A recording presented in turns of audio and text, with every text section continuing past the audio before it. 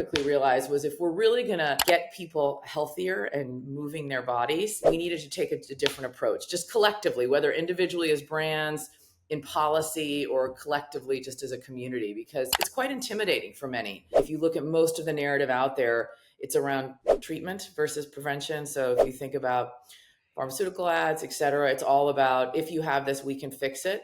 What if we did that about, if you don't want this, we can fix it, do sports, or, move your body. Like, imagine a whole amount of, if we spent as much money on that, I think we'd get a lot of people into it, because people forget the why. And it is hard. It's a lot easier to sit at home and watch TV or stream Netflix on your phone or whatever it is. It's easier. So I think that's what's really missing. I'd love to see a real national effort on the why. And there have been attempts at this, but for some reason, we just haven't been able to get as much momentum as we'd like.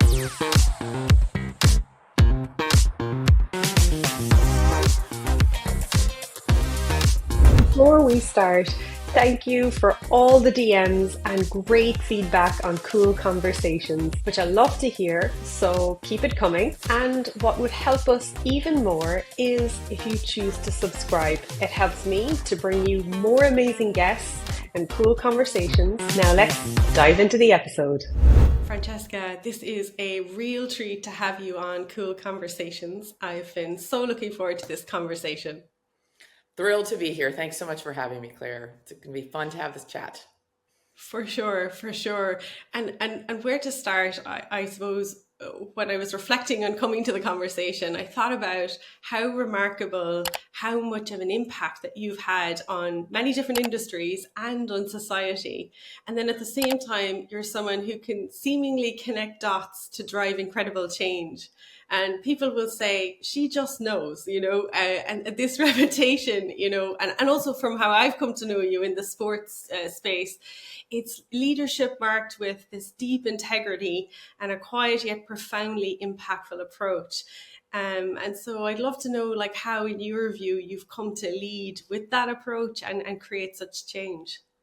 Well, I think you've maybe oversold me a little bit, Claire, but thank you for your kind words. I don't know if I'm all that, but appreciate it. So, it's an interesting thing. I think specifically sort of to the fitness and sports world, I joined the industry in 2015. I had not worked in the industry before. I had played sports. My kids played sports, so I'd been peripherally involved, but not in a career-wise. And when I joined the industry in 2015, I was part of a large health club chain in California.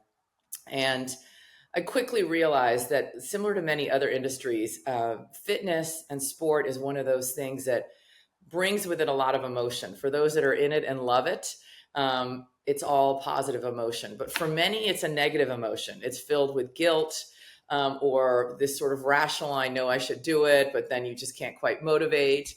And I think there's a challenge in the just general world, how we portray sports. It tends to always show people winning. It always shows people who are in great shape. I think the more you sweat, the more the TV ad's supposed to look more fitnessy. And so I think one of the things I quickly realized was if we're really going to get people healthier and moving their bodies, we needed to take a different approach, just collectively, whether individually as brands, in policy, or collectively just as a community, because it's quite intimidating for many. In my past career, I was head of marketing in a variety of industries that had the same issue, intimidating to some, and how do you make it more accessible? So I brought a little bit of that playbook to my approach and really started aligning internally the culture at the company that I was working at around, we're here just to help people. And whether we help them in a big way or a little way, but it's about helping them. And many people who work in the fitness industry are there literally because they want to help people. But they sometimes forget that what their day one looked like versus their day, 5,000 look like. So they're like, no, I did this, so I'm going to get you to do everything that I did. I'm like, remember how you felt on day one? And so I think the role I was hoping to play and the voice I hope to bring is, this is really about health and community. It's not about winning in sport. There is a place for that, and there's many people focused on that. But I think what I was hoping is, and still hope, is to help bring a voice about accessibility and just taking down the barrier to entry. So that's an incredible mission and vision for the future of sports, and particularly for youths today, when we see youth participation struggling or declining. From your background in messaging and communicating this and being able to shape that, how do you see that we can move forward? And you mentioned collectively working together. How do you think about that?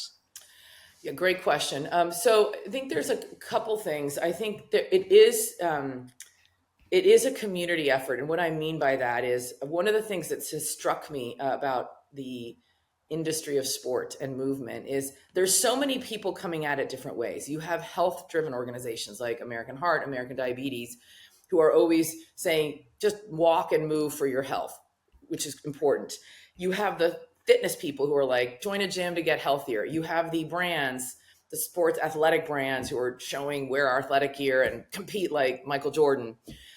You have, I would say, some schools really trying to do this, but many schools grappling with the trade-off between PE and sports and other expenses.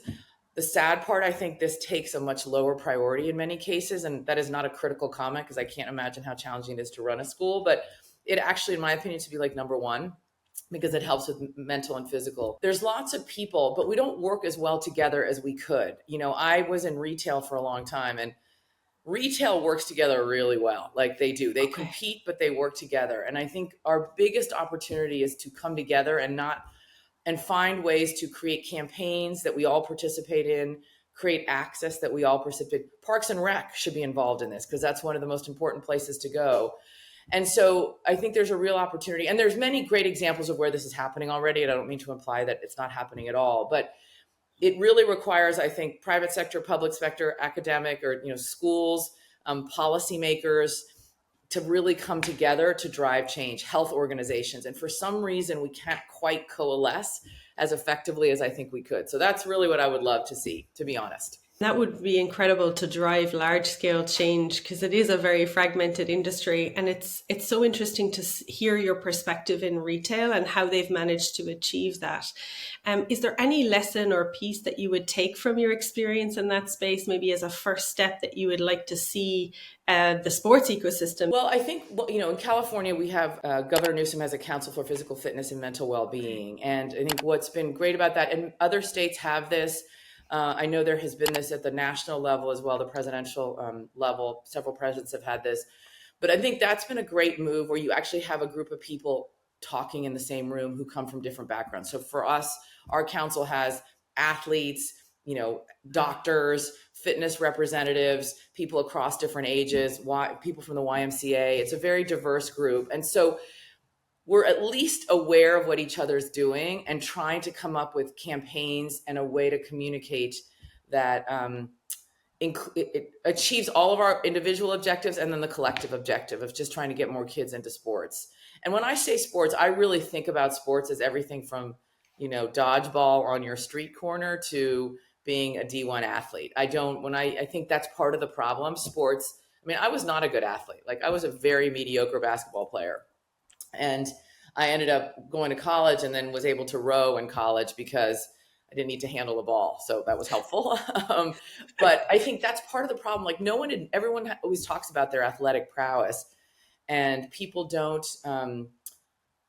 remember that not everyone is a great athlete. So the definition of sport should be broader. And that's definitely one of the things we're working on in California for sure, is how do we make it about kind of sport and play and really invite people in any way that they feel comfortable with, both individually as teams and then cross-generationally as a family. And so I think we have examples here. I think the Aspen Institute Project Play is trying to do this. I think there's lots of examples of where this is working. I think believe one of the big missing links is how do we plug this into the healthcare system? How do we make this part of good health and something you get checked up on more? The Physical Activity Alliance in the US is definitely working on this, but that's a big missing link, and so how do we lean more, I would say, into preventative medicine as one of the messages for sport and play and link those two. And that I don't think has happened particularly well yet. So, and that has been a challenge, isn't it? When we talk about ultimately the health of kids in what you're saying, it sits in so many buckets. Education, we've talked about sport, and then the health aspect, and they're not, each of those are fragmented in their own way. So there's a whole piece to move it forward. But there's a lot of positive change that you're talking to, and specifically in California, you've talked about some of the campaigns that the Governor's Council has been working on and is continuing to work on. I believe one of them is Move Your Body, Calm Your Mind. Yes, so that's the campaign that's been launched. It is intentionally speaking to the mental and physical benefits of physical activity. I think that often gets lost. The good news is that right now there is a huge movement to bring the mental health aspect of what sport and physical activity can do, which I think is helpful. But we very intentionally set out to be about literally move your body, calm your mind, and linking those two. So that was one of the main goals of it. It's a social media campaign. We have a website that has a whole slew of resources for parents, educators, community leaders on how they can get their respective organizations or communities involved in sports. So we're trying to provide resources. And the intent behind the campaign is to invite everyone in to show how you can move your body in lots of different ways. And that one of the benefits is calming your mind. You think about the current narrative around the dangers around social media, the mental health issues that so many kids are suffering with, the big debate about phones in schools or not schools. Just, I happen to think it's a good thing to take them out of schools, but physical movement is a great solution for that. It's put down your phone, go out and take a walk. That sounds so simple. Very few people do that, but that's part of the intent of our campaign, is to really try and view sport and play and physical movement as an antidote to other things that are going on in your life, a positive antidote. And we know, and I think you know this better than anyone, is if you can get kids feeling comfortable and excited in the joy of sport, Right. they keep doing it. And it builds so many life skills. And the saddest part for me is right now there's a huge trend with so many kids dropping out of sports in middle school, girls in particular. I heard a statistic, I think it was like 42% of girls 9 to 14 drop out of sports. And I think that has to do with body image. It has to do with social media. It has to do with a variety of things. I'm not an expert in that area, but I think about the life lessons that they all lose by not being involved in sports. And so, teamwork, the joy of, making friends outside of your classroom, the joy of, trying to win and learning how to lose. There's so many things that you take for the rest of your life. And if you don't get a chance to do those, I think you're less prepared as an adult, quite frankly. And so part of our campaign and our intent is to try and just keep kids enjoying the power of movement for both mental and physical health.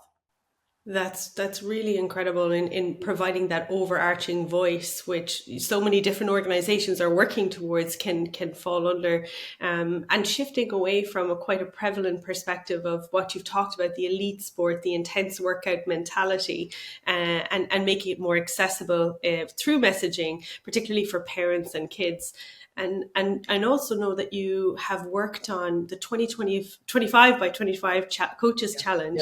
And that's a related initiative. And that's been instrumental really in accelerating movement for positive coaching, which is another reason why kids may drop out. What needs to happen for coaches, and how we can support coaches to keep kids in sport? Yeah, great question. One of the hardest part about this is change is slow. I guess that's true everywhere, but to me, it seems so obvious that we should all be doing this, and yet we're not moving fast enough.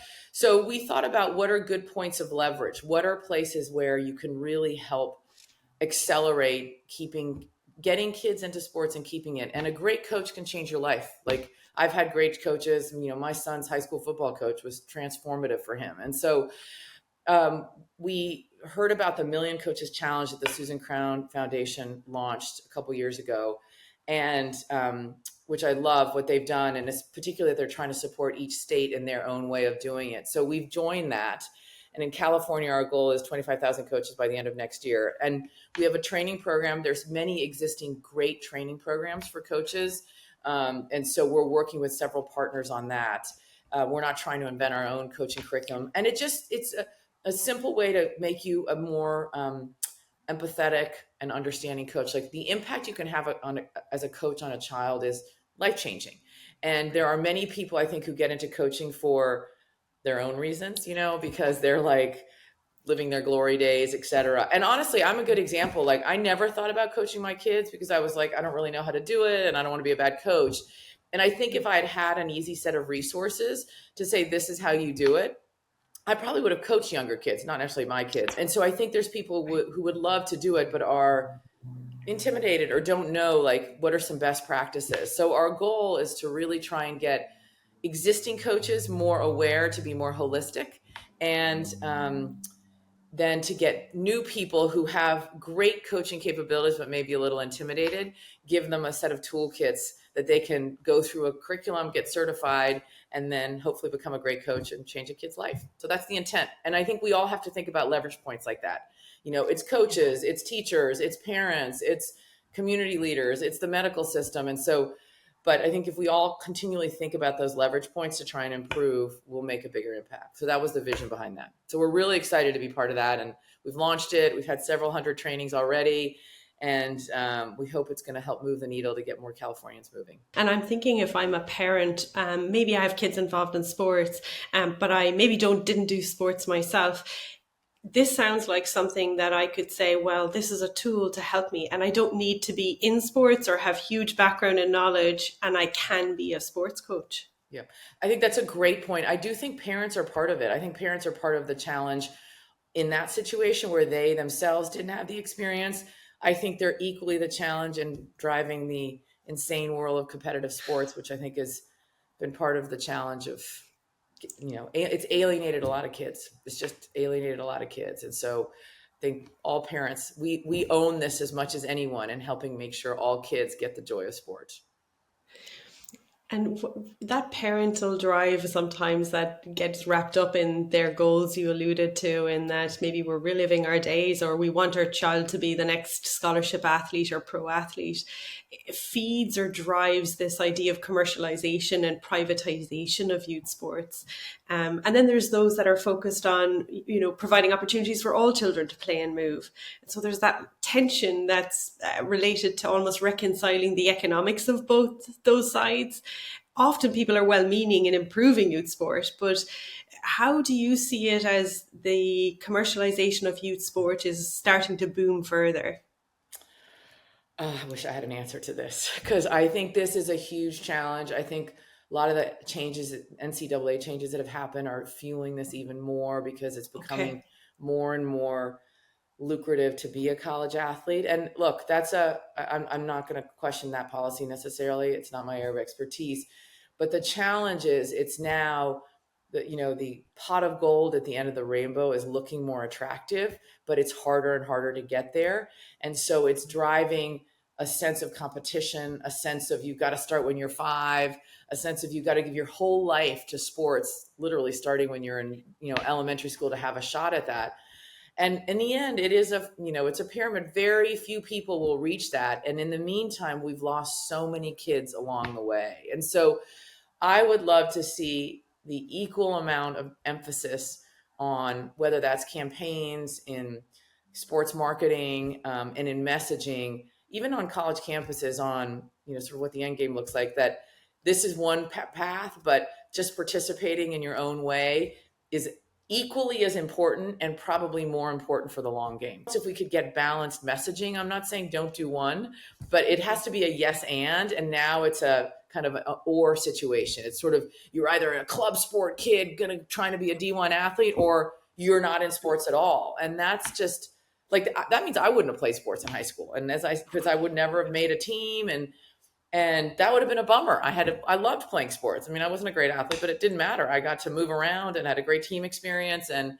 we're leaving just a huge percentage of the population of kids behind. So I don't know how you solve it. I do think, though, if we could all, as parents, educators, coaches, heads of sporting organizations, commit to saying, if we're going to put a message about the power of competition out, at the same time, let's put a message about the power of sort of play and movement for just general life health. Something like that needs to happen to at least make sure everyone finds their way in it. You come from the background of marketing. If you were the head of the major global sports brand, what would be the message you'd like to craft? unlimited resources. I think it's a great question. And we look at my last company, when I ran a large health club company, we changed our messaging completely. We showed only our members. We showed all different kinds of people. It was never about the ultimate class, the ultimate sweating, the ultimate strength. And it really helped invite a lot of people into our clubs that had previously felt, unwelcome or couldn't find their way into sport. I think it would be that yes and. I think I would say celebrate. I'm not saying don't celebrate amazing athletic achievement. Like, of course we should do that as we celebrate all achievement. But I think what I would do is have a parallel path around communication that was around the power of play, the power of just casual sport, or however we want to define it, and the benefits of it. I think people don't realize it's like one of the best. Where do you learn teamwork? You kind of learn it on a team, a sports team. I would have Super Bowl commercials that did both, one that showed and recognized the achievement of the athletes on the field, and one that celebrated the joy of sport and making your life better. Very inclusive in reaching all people, and the visibility of that and the power of that. And I really love your perspective and how the system, yes, incentivizes the few and not many. You've been able to work both top down at state level, national level, and then bottom up. What you have seen as the greatest impact, is there an area of opportunity? So I would say I'm probably a grassroots person in the sense, I think to really drive movements of change, it has to be bottoms up, in the sense of, if parents aren't involved, the 7-year-old kid isn't going to do it on their own. Do you know what I mean? So parents own a huge responsibility. Local school leaders own a huge sense of that.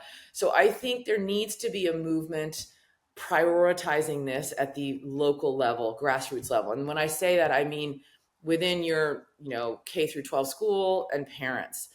At the same time, I think there needs to be tops down around policy, legislation, and also the really big companies that own these very profitable businesses, everything from, college sports, NFL, et cetera, many large sports brands. They also need a role in this messaging around the health benefits, the community benefits, and that everyone has a place. I think everyone owns it, and you'd have to do both, because if it's just grassroots and there's no policy change and every ad you see is all about be a top athlete or nothing, then kids won't see themselves what that looks like. So you need both, I think. So I would say it has to be both. I've worked at both. In the end, I think if parents really said, we want this now, they probably have the biggest ability to start a grassroots movement. But I do think it takes all of us. I know that's kind of a vague answer and sort of, I know, idealistic, but I think it has to be both. And so probably no wonder the problem is complex, but yet simple at the same time. I think the why is what's missing. We don't talk enough about the why of this. It's very clear what the why of work really hard if you're a really talented athlete to become a college and then professional athlete. Like, that why is crystal clear. The why of just being involved in sport in some way is not clear enough. And I think people forget it. If you're just trying to, feed your kids and get through the day, and your day is hard, making time for that can be really, really challenging. At the same time, we teach our kids to brush their teeth twice a day. And so I think if we could help people remember the why, and then give them solutions on how, if whatever your life looks like, you can have some access or time to do that. I think that's what's missing for me. I think the why this matters. If you look at most of the narrative out there, it's around treatment versus prevention. So if you think about pharmaceutical ads, et cetera, it's all about, if you have this, we can fix it. What if we did that about, if you don't want this, we can fix it, do sports, or, move your body. Like, imagine a whole amount of, if we spent as much money on that, I think we'd get a lot of people into it, because people forget the why, and it is hard. It's a lot easier to sit at home and watch TV or stream Netflix on your phone or whatever it is. It's easier. So I think that's what's really missing. I'd love to see a real national effort on the why. And there have been attempts at this, but for some reason we just haven't been able to get as much momentum as we'd like. But there's a lot of success stories, so I don't want to be negative. There's a lot of very positive things out there. And more work to be done. Exactly. If there was a parent who's thinking about, they have 3 kids and they're working full time and they have to transport their kids to sports, they weren't a sports person themselves, and they're thinking that why piece, it's for them it's time and it's resource and all of that. What might you say to them around that why to maybe just open the door of those barriers that they may see? It's a great question. I think it's make choices of what matters to your family. And I think Okay. there's so much pressure to do club. And so I'll just share our own story. We very intentionally told our children, we want you to play sports, do every sport you want, but we're not going to do, club sports. My husband and I both work full time. We wanted time with our family, and we weren't going to drive around every weekend or fly or whatever it was for one of the children's sports games, because the other kid inevitably gets dragged along. And it's so for us, that was the trade-off. And I'm not saying it's the right trade-off, but you have to really look at what is my family situation and just make choices. So that's and no choice is right or wrong, but that's one. I think the second is encourage your kids to try things, and it's okay if they just dabble in a variety of things. And that's another thing. Like, it can be intimidating. Your child wants to be a gymnast, and they go and there's all these people trying to get their kids on some Olympic team of gymnastics. Well, then see if you can find another place to do gymnastics. It's not as intense. Where there's no access at all, it makes it hard to be like, make a choice, parents, because they're like, I don't even know where to go. But if you do have a choice, pick what's right for your family. There is no right path. And I think we all as parents, have a hard time doing that. I mean, myself included. So that would be the one advice I'd give is it doesn't have to be starting at soccer when you're 5 and going to club sports in college. It could be square dancing, or it could be running or walking as a family. Here's a walking app, put your headphones in and let's take a walk together. So I think as a family navigating that, and also just don't project your own glory days on your children. Not to be a parenting preacher over here. I'm really not. I have many, many flaws as a parent, but your child's path is their own path. It is not your path. And so encourage them to find that. Screen usage and social media and the challenges around that and that broader conversation. And you've connected and spoken to the critical need to connect another reason of why movement and play is important to helping that. Why do you think that's so crucial, or what maybe are we not talking about or missing there? Yeah.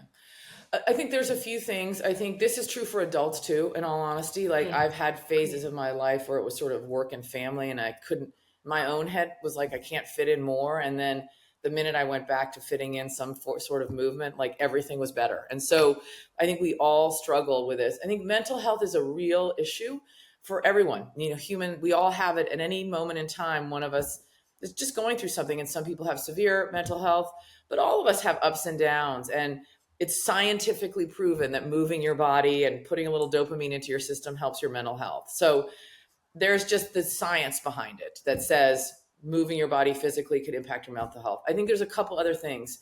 I think one, it gets you off your phone. If you get out of, it's pretty hard to run and check Instagram, or play soccer and check Facebook, or, it's pretty hard. So I think it's a natural antidote to our addiction to social media, so that's one.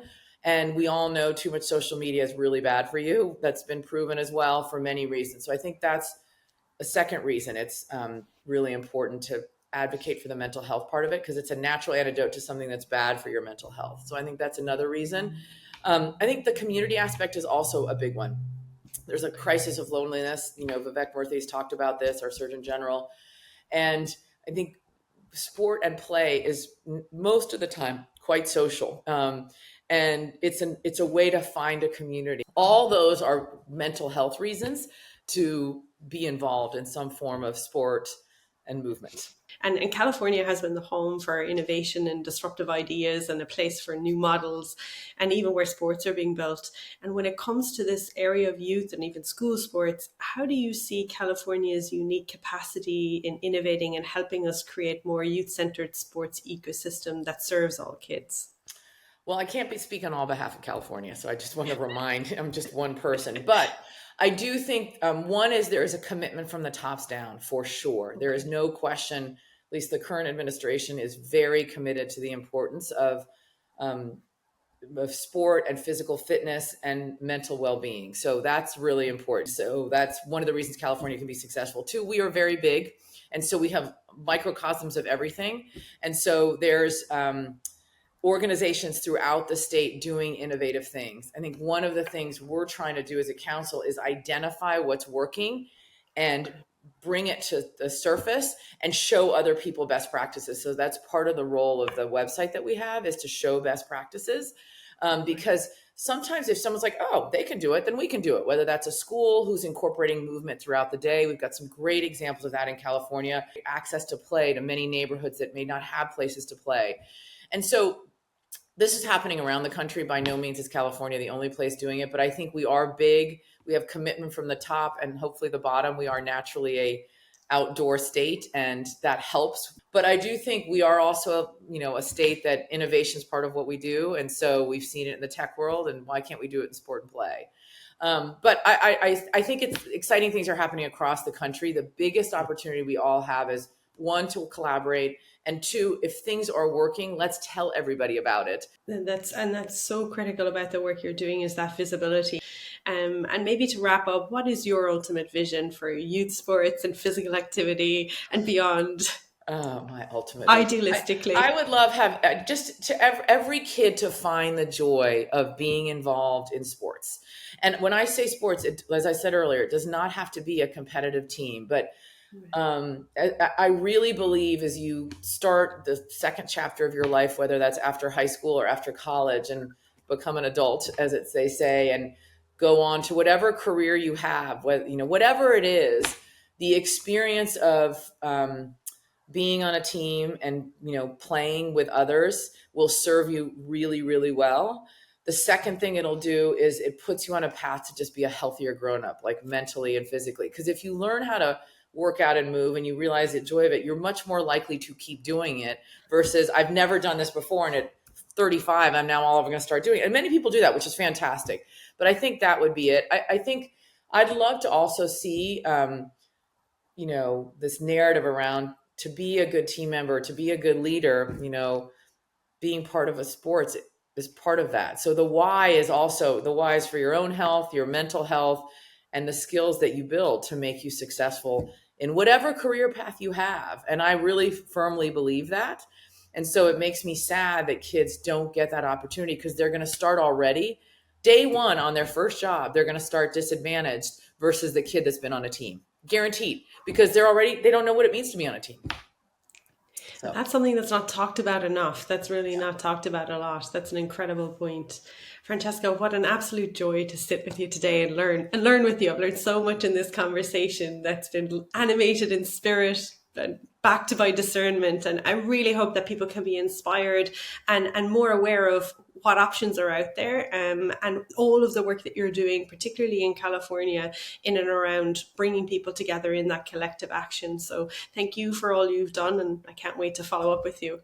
Thanks so much for having me, Claire. And I would just encourage everyone to be a coach. Like, you can change a life, so be a coach. If you don't know how, lots of resources out there. But if we coach, then we'll get more people. Like, literally one at a time, we can get more kids into sports. So I'd encourage everyone to do that. And thank you for what you're doing and your amazing work. We're so grateful everything you're doing in California. Can't wait to do more as well. And thank you so much for having me.